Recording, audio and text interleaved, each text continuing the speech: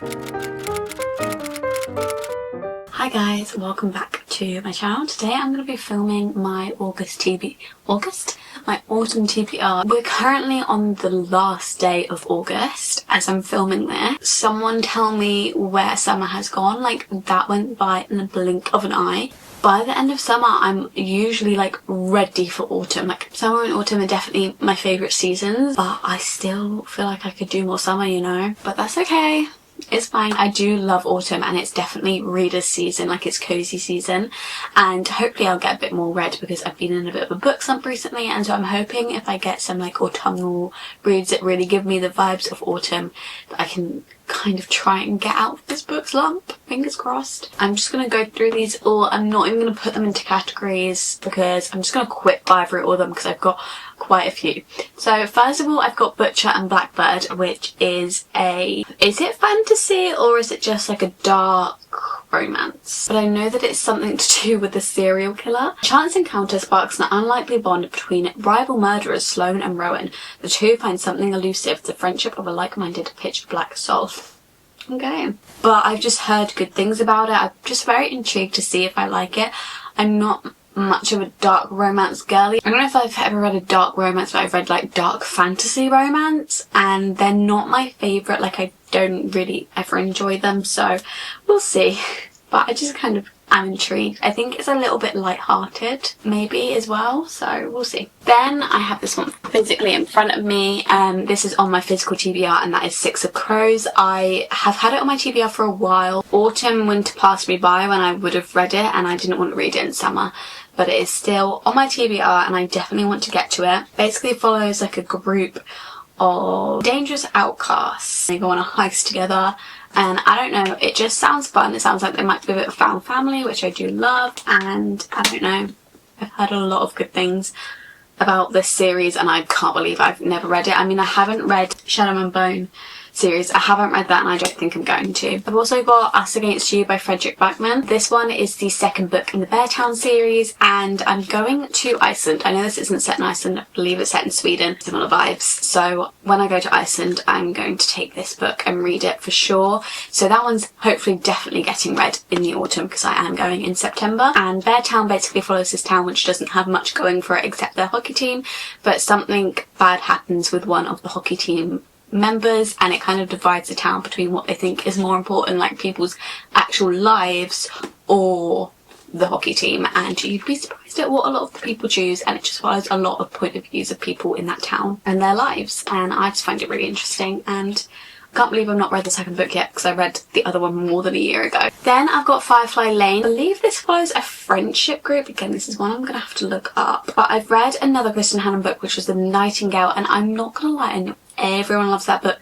I didn't love it all that much, and I feel like I had too high expectations when I went into it. And I just expected to feel a lot of things, and I did obviously feel a lot of things. Like, you'd have to have something wrong with you to not feel anything with that book. But I don't think it left the impression on me that it left on other people. But this one says, in the turbulent summer of 1974, Kate has accepted her place at the bottom of the 8th grade social food chain. Then, to her amazement, the coolest girl in the world moves in across the street and wants to be her friend. Tully Hart seems to have it all: beauty, brains, ambition. On the surface, they are the opposite as two people can be.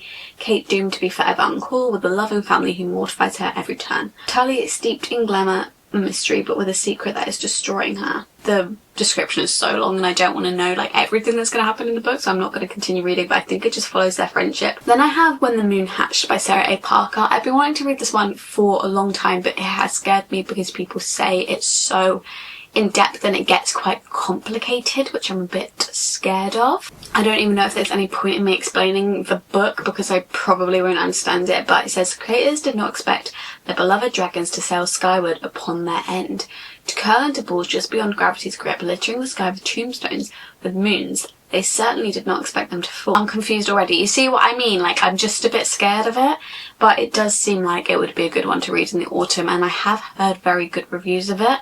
Then we've got Intermezzo by Sally Rooney. Again, this one has been on my TBR for a very long time, and I've just never been that intrigued by it because it follows two brothers, and I'm like, there's no female main character. I love normal people. Like, I love normal people. But Conversations with Friends I wasn't mad on, and then I've just never picked up another one, and I just don't know if Normal People was just a one-off for me. But it basically follows two brothers who lead very different lives, and I don't really know much more than that. Like, it doesn't really say much more than that. Kind of one that you just read about people, like more of a character study, because like Normal People kind of is more of that as well. Next I've got The Courting of Bristol Keats, which is by Mary E. Pearson.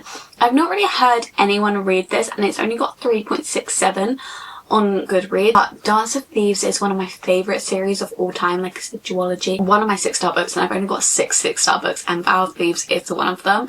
I love that duology so much. I'm like, how could the author that write something that I'm not gonna at least like? I think the second one is coming out this year. A thrilling romantic fantasy full of dangerous fate, dark secrets and addictive romance.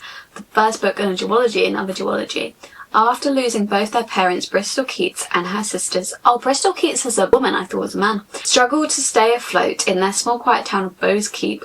When Bristol begins to receive letters from an aunt she's never heard of who promises she can help, she reluctantly agrees to meet and discover that everything she thought she knew about her family is a lie. It's a deadly bargain with the faking. It doesn't say anything about romance in it, but then it says that it's got an addictive romance. Then we've got Babel or Babel by R.F. Kuang, and this one has again been on my TBR for so long, but it just gets around to the summer and I'm like, well, it's not a summery book, so I just don't read it.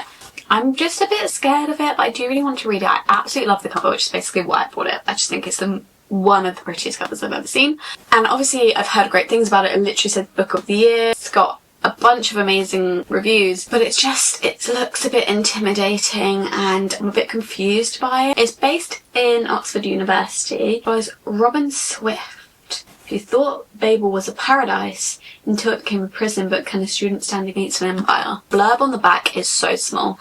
It's like from here to here. I feel like you're supposed to go in not really knowing too much. Is there a bit of a fantasy element? I'm not too sure, but I'm a bit concerned and scared, but I'm excited. Then I've got The X-Files by Jessica Joyce, which is a little rom-com, I think. This one, I don't know, the cover just kind of gives me autumn. It's probably summer. Heard really good things about it. Estranged exes must stick close together to save their best friend's wedding after a string of disasters in the swoony and steamy second chance romance. Yeah, it's kind of like forced proximity second chance romance, and if there's one thing about me, I love a second chance romance. It's like my favourite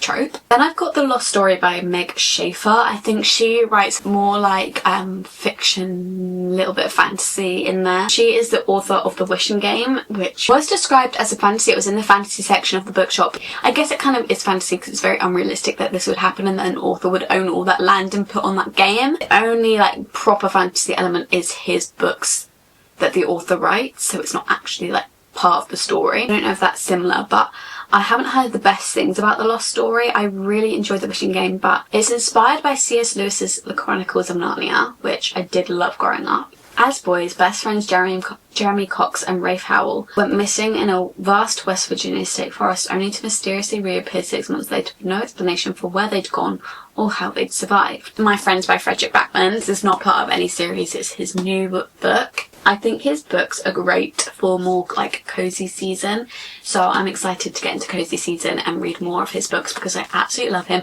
and I don't really read many male authors, so you know when I say that I love him, like, I mean it. We basically have this painting, which is the cover, and this girl comes into possession of this painting, and she's like 18, I think. She's determined to learn how it came to be and decide what to do with it.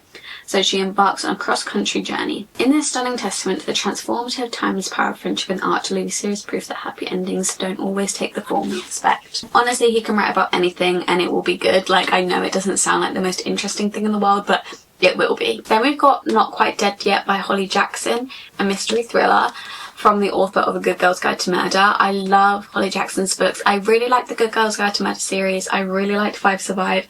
I wasn't the biggest fan of the reappearance of Rachel Price, but I'm hoping that this one is quite good. It sounds like a very interesting concept. So basically, our main character gets attacked and she is then told by a doctor that she has 7 days left to live, and in those 7 days she tries to figure out who attacked her, so basically like who her murderer is while she's still alive. So it does sound really interesting, and I do love Holly Jackson's writing, but yeah, her recent one wasn't my favourite, so I'm intrigued to see this one. Then I've also got The Favourites by Lane Fargo. So this one is described as a mix between Wuthering Heights and Daisy Jones and the Six, and I feel like those are both very autumnal books, so that's why I'm giving this the autumn TBR. So it follows two figure skaters, are like a little duo. They go to the Olympic Games, they have a massive incident that happens, yeah, it destroys their partnership, and then it says 10 years later an unauthorised tell-all documentary reignites their public obsession with Shaw and Rocha. It says if Kat wants to own her story, she must break her silence. Then I've got Deep Cuts by Holly Brickley. This one I'm not too sure about. I've seen very mixed reviews about this one. I haven't seen any like crazy positive reviews. Like I've seen a lot of 3 stars, a few 4 stars, and then quite a few negative ones. I think it basically follows these two characters who are really into music, and they kind of form a bit of a partnership, kind of like The Favourites, I guess. It just follows them throughout their lives. I don't know if there's any romance or anything involved, but I think a lot of it is to do with music, and that is like the main thing with the book is the music. It's like 2000s vibes, I think, and I don't know. I'm just kind of intrigued by it, and I really like the cover. I've also got The Conditions of Will by Jessa Hastings. How me and Jessa Hastings, we've had a complicated relationship. I didn't like the Magnolia Park series at all, and then by the last few books of the Magnolia Park series I pushed through, and I did actually really get a connection to the characters and really end up enjoying it. So I'm thinking maybe if now she's released a book, I think it's more like family drama instead of relationship drama, and the relationship isn't toxic, I might actually prefer that. I think, yeah, this girl has a lot of family issues, and I think it's her brother that has a problem with drugs, I think. He has this sponsor who comes to live with them, and that is the love interest. I don't know if I've completely got that right, but I think that's like the gist of it. Then I've got Wild Duck Shore. I don't know what this one's about either, I just heard great reviews for it. It says, a family on a remote island, a mysterious woman washed ashore, a rising storm on the horizon, Dominic Salt and his 3 children are caretakers of Shearwater, a tiny island not far from Antarctica. Home to the world's largest seed bank, Shearwater was once full of researchers. With sea levels rising, the salts are now its final inhabitants. Until during the worst storm the island has ever seen, a woman mysteriously washes ashore. Isolation has taken its toll on the salts, but as they nurse the woman Rowan back to strength, it begins to feel like she might just be what they need. And I feel like a lot of the time with fiction books, you kind of read the description and you're just a bit like, okay, like it just sounds a bit random, but when you read it and you actually get like the point of the book, it's so good. Then we've got The Prison Healer by Lynette Noni. This one I picked up purely because the flower looks like Tangled. I liked the cover, and yeah, I've heard very mixed reviews on this series. Some people really enjoy it, some people don't like it at all. It follows a girl called Kyver, and after 10 years of working as a healer in the notorious death prison, she has only one goal: stay alive. But then the rebel queen arrives at the prison on death's door, and Kiva receives a message: don't let her die, we are coming. When the queen is sentenced to a series of impossible elemental challenges, Kyver volunteers to take her place. So it's got challenges in, and there's one thing about me, I'm gonna love a fantasy with challenges. So I've got high hopes, and I'm hoping I really enjoy it. Then I've got The Bright Years by Sarah Damoff. Again, I'm gonna have to look up what this one is because it's a fiction and I always forget what they're about, but I just heard one good review for this and I was like, yeah, sounds good. It says, one family, 4 generations, a secret son, and devastating addiction. A Texas family is met with the losses and surprises of inheritance, but they're unable to shake the pull back towards each other in this big-hearted family saga. Ryan and Lillian Bright are deeply in love, recently married, and now parents to a baby girl. But Lillian has a son she hasn't told Ryan about, and Ryan has an alcohol addiction he hasn't told Lillian about, so Georgette comes of age watching their marriage rise and fall. When a shocking blow scatters their fragile trio, Georgette tries to distance herself from reminders of her parents.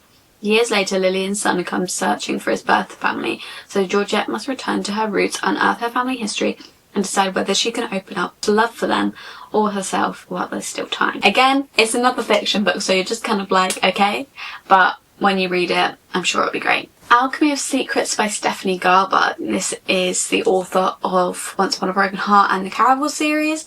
I was iffy on the Caraval series. I love Once Upon a Broken Heart. Saying that, Caraval is a 5-star book for me, but the rest of the series I was iffy on. So I'm excited to see what this one is like. Sorry if the angle has changed. My camera decided to run out of battery. It's a contemporary fantasy. It's going to be a new series. There's a professor who teaches a class about local legends and urban myths.